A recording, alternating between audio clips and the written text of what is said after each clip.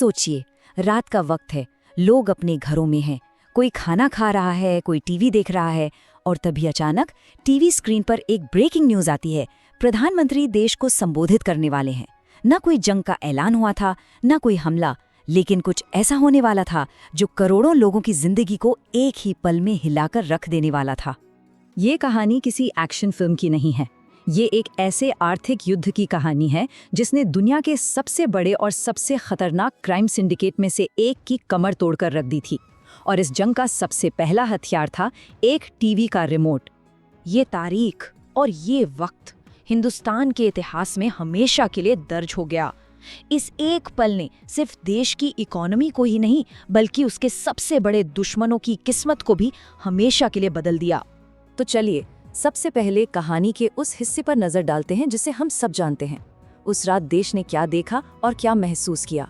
प्रधानमंत्री के सिर्फ कुछ मिनटों के भाषण ने देश में मौजूद लगभग 86% कैश को कह सकते हैं कागज के टुकड़ों में बदल दिया। ये भारत की अब तक की सबसे बड़ी इकोनॉमिक सर्जरी का ऐलान था। मकसद था काले धन और आतंकवाद की फंडिंग को रोकना। अगले ही दिन से पूरे देश में एक अजीब सी अफरा तफरी मच गई। लोग अपने ही पैसे निकालने के लिए दिन रात लंबी लंबी लाइनों में खड़े थे। छोटे मोटे बिजनेस ठप पड़ गए, कई घरों में तो शादियां तक रुक गई। हर तरफ एक कंफ्यूजन और बेचैनी का माहौल था। जो कुछ भारत में हो रहा था वो तो सिर्फ सतह पर दिख रहा था। इस फैसले का असली झटका, इसका असली भूकंप तो हजारों किलोमीटर दूर महसूस हुआ था। पर सवाल ये है कि कहाँ। तो अब हम चलते हैं कहानी के उस हिस्से की तरफ जो पर्दे के पीछे चल रहा था। एक ऐसी कहानी जिसका असली निशाना कोई और ही था।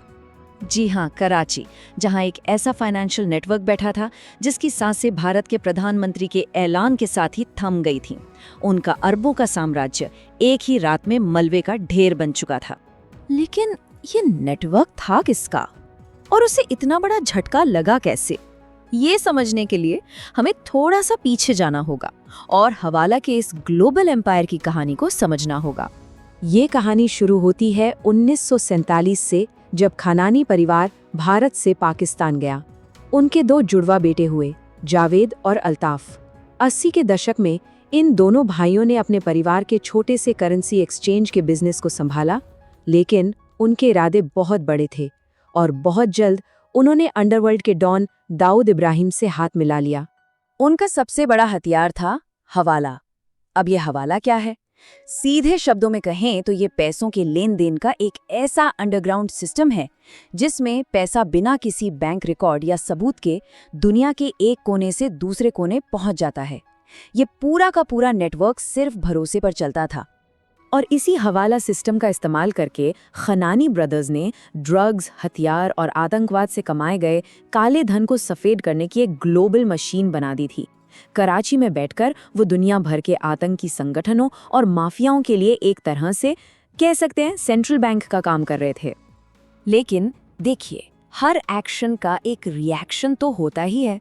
अब देखते हैं कि इस क्राइम एम्पायर के खिलाफ जवाबी कार्रवाई की तैयारी कैसे चल रही थी। 2010 के बाद से ही भारतीय एजेंसियों को एक बहुत ही खतरनाक ट्रेंड दिखने लगा था। देश में नकली नोटों की जैसे बाढ़ आ गई थी जो सीधे पाकिस्तान से आ रहे थे।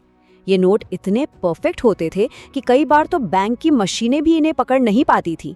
और जब जांच हुई तो पता चला कि इसके पीछे खनानी ब्रदर्स का ही नेटवर्क था जो भारत की इकोनॉमी पर एक साइलेंट अटैक कर रहा था। और अल्ताफ खनानी का घमंड तो देखिए, जब अमेरिकी अंडरकवर एजेंट्स ड्रग तस्कर बनकर उससे मिले तो उसने बड़ी शान से यही कहा था। उसे लगता था कि वो कभी पकड़ा नहीं जा सकता और शायद यही उसकी सबसे बड़ी गलती थी। और फिर जाल बिछाया गया। 2015 में जैसे ही अल्ताफ खनानी पनामा एयरपोर्ट पर उतरा, अमेरिकी एजेंटों ने उसे वहीं धर दबोचा।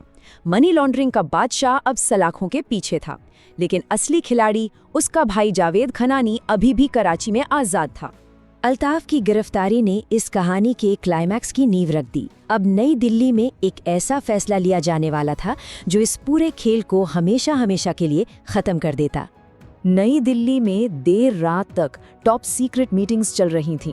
प्रधानमंत्री नरेंद्र मोदी और national security adviser Ajit Doval के सामने एक ही सवाल था, टेरर फंडिंग को जड़ से कैसे खत्म किया जाए, इस नेटवर्क की कमर कैसे तोड़ी जाए।